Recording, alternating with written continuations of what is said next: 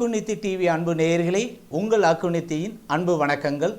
நம்மளுடைய அக்குநித்தி டிவியில் top 5 acupuncture top 5 points நம்ம பார்த்துக்கிட்டு இருக்கோம். அதில் நம்ம உடம்பு பகுதியில் இருக்கக்கூடிய பிரச்சனைகளுக்கான அந்த ஏரியாவில் இருக்கிற மிக முக்கியமான 5 புள்ளிகளை நாம் பார்த்துக்கிட்டு இருக்கோம். அந்த வகையில் முழங்கையில் ஏற்படக்கூடிய பாதிப்புகள், முழங்கை வலி, முழங்கை வாதம், முழங்கையில் பிடிப்பு ஏற்படுவது, கை எதையும் எடுக்க முடியலை, எழுத முடியலை, ஒரு கப்பு தண்ணி கூட மோற முடியலை, அல்லது ஒரு சிலர் சொல்லுவாங்க சார் மாவு கரைச்சி வைக்க முடியலை, ட்ரெஸ்ஸு துவைச்சா பிழிய முடியலை, இந்த முழங்கையில் பயங்கரமாக வலிக்குது டாக்டர், எதுவுமே தலை கூட சிவ முடியலை டாக்டர் அப்படிலாம் சொல்லுவாங்க.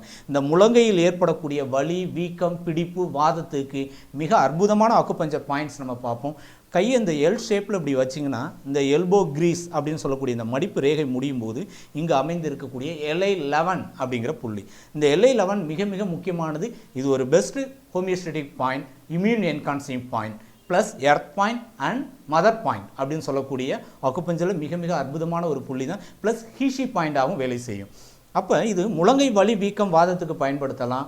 அதே மாதிரி பெருங்குடல் சார்ந்த நோய்களுக்கும் பயன்படுத்தலாம், நோய் எதிர்ப்பு சக்திக்கும் பயன்படுத்தலாம், காய்ச்சலுக்கு பயன்படுத்தலாம். அடிக்கடி சளி, இருமல், காய்ச்சல் வந்தால் அதுக்கும் மிக அற்புதமான ஒரு புள்ளி LI11. இதுலேருந்து 2 நேர் கீழே அமைந்து இருக்கக்கூடியது இந்த கையினுடைய ஒட்டுமொத்தமான நரம்புகளின் செயல்மீட்சி விளைவை ஏற்படுத்தும் புள்ளி, மோட்டார் ரெக்கவரி பாயிண்ட் அப்படின்னு அக்குபஞ்சரில் சொல்லுவோம். இந்த LI11 மடிப்பு ரேகையிலேருந்து 2 கீழே இருக்கக்கூடிய LI10 அப்படிங்கிற புள்ளி.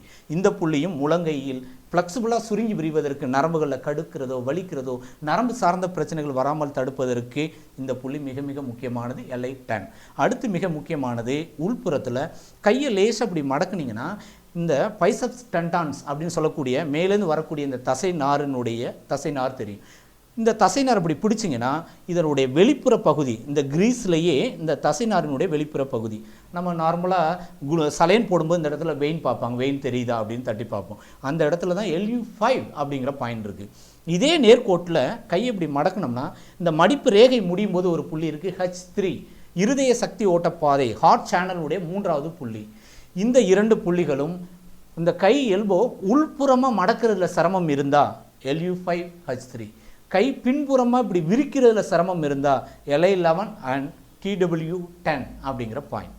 இந்த முழங்கையை சுற்றி இருக்கக்கூடிய இந்த TW10 அப்படிங்கிறது கையை இப்படி மடக்கிட்டு பின்புறமாக பார்த்தீங்க அப்படின்னா கையினுடைய இந்த ரேடியல் அண்ட் அல்னார் போன் வந்து ஜாயிண்ட் ஆகும்போது அதனுடைய பின்புற பள்ளத்தில் அமைந்துள்ளது.